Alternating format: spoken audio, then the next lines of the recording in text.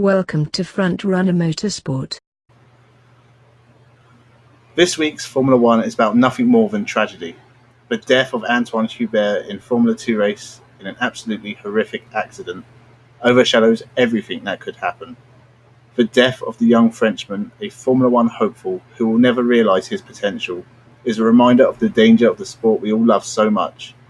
And everything we love about it, the excitement, the passion, has a price. And this weekend that price was so young. Rest in peace, Anthoine. And Juan Manuel Correa, who suffered horrible fractures and is recovering in hospital. I wish you the best and the speediest of recoveries, and hopefully you'll be back racing soon. With the necessary said, let's take a look at the Spa Grand Prix. Ferraris looked good in quali, blocking out the front row from Mercedes, but in the race Vettel just couldn't challenge his teammate, and after Hamilton got him, and with Bottas closing, fourth was all he could muster. Hamilton was closing on Leclerc, but the efforts of his teammate gave Leclerc enough to finally take his first win after a couple of previous opportunities slipped by him. But he is so far behind Hamilton in the championship that he is not really a challenger, and Hamilton got more points than Bottas and Verstappen, and we can almost declare him champion again already. But once again, there has been no real challenge to Hamilton this year. I have nothing against him personally, but his legacy is a plastic legacy, built on the might of Mercedes more than any personal triumph. No one can challenge the mighty German machines, and Bottas can't challenge his teammate. He's won this year, and he'll win next year. There's no point betting against it. And whilst he adds to his numbers year after year, we can look back at his dominant legacy, and we will always wonder if he was actually that good. Because in an era where the only challenge has not been falling asleep, it's not really an achievement to be proud of. Beyond the top teams, Red Bull will look back with a sense of disappointment this weekend. Max Verstappen tangled with Raikkonen at the start and crashed at Le Rouge, but Albon fought his way through the field and managed to get up to 5th in his first Red Bull race. Gasly only did better than that twice. But it took the last lap to pass Perez and the stricken Norris. Speaking of Norris, heartbreak once again. In 5th comfortably the whole race, and then he breaks down on the last lap, once again scoring no points after a brilliant drive. Sainz didn't get that far, stalling on the grid, and it was quickly clear that his car was not working properly. Racing Point had a good weekend. Perez nearly finished 5th, but Albon got him at the last. Still 6th is a good result for him, and Stroll was impressive enough to finish in 10th and get a single point. Haas had a terrible weekend, and are such a disappointment this year. Avoiding the carnage at the start, Grosjean and Magnussen found themselves 6th and 7th. But Magnussen dropped through the field like a stone, and Grosjean followed him downwards to no points. They need to get their act together. Gasly probably thought about blocking Albon all he could this weekend, but in the end the time man got past him and Gasly would settle for 9th.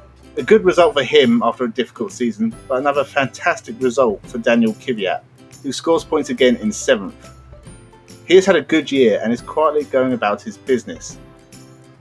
Alfa Romeo's weekend went downhill at the start. When Raikkonen was hit by Verstappen and dropped down the field, Giovinazzi had his best race of the year so far until he crashed on the last lap, once again disappointing the team and himself, especially as points were a possibility. Renault's bizarre strategy of not pitting Ricciardo until the very end of the race clearly backfired. But points in 8th for Hülkenberg are pleasing enough, and they need to keep it up towards the end. And finally, Williams put up enough of a fight at the back to be happy in terms of their performance this season, but once again, both drivers finished. They can't be happier than that at the moment. Now, talking about the driver market, as we've seen, Hamilton is obviously staying at Mercedes, but Bottas has been given another year, basically a stay of execution, as he is not performing to the top level. He is basically the second driver in that team now. And with the regulations not changing much next year, I think it'll be another dominant year for Mercedes. My apologies. I can't see Ferrari challenging them because they're not going to be improving their car. They're going to be looking at the 2021 regulations. And therefore, the status quo next year will be pretty much the same. And again, if Hamilton dominates, what does it mean? It's just another championship taken far too easily. Bottas needs to step up his game next year if he wants to stay in Formula 1. Vettel and Leclerc will be there where they are this year.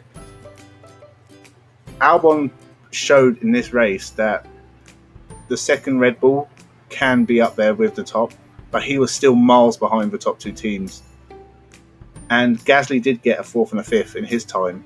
So we need to see that he can be up amongst the top teams. And we'll have to wait for the rest of the season to see if that will happen. Talking of Gasly performed well on his first race back with Toro Rosso.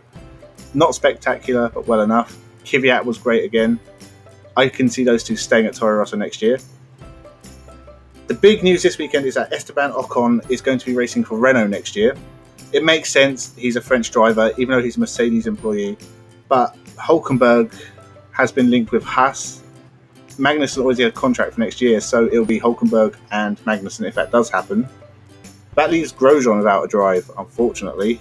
As he is one of my favourite drivers, I would like to see him stay on the grid. I think the best destination for him will be Alfa Romeo, because I can't see them keeping patience with Giovinazzi when Raikkonen has been doing so well. Forgetting this race, which was out of Raikkonen's control, Giovinazzi has 1 point. That's not good enough. And if Grosjean was in that seat next year, I can see him doing a bit more. And plus, it'll be a reunion of Grosjean and Raikkonen, who were previously at Lotus together. Will Kubica be at Williams next year? I don't want to make any assumptions on this one because I know I've previously upset people. But Kubica is a very good, consistent driver this year, and that's what the team need. So I think as the regulations aren't changing next year, we might as well keep Russell and Kubica together. And then have a look at 2021 to see what you want to do when the regulations change. Because hopefully Williams can get back up into the midfield by then. They can develop this car as much as they want.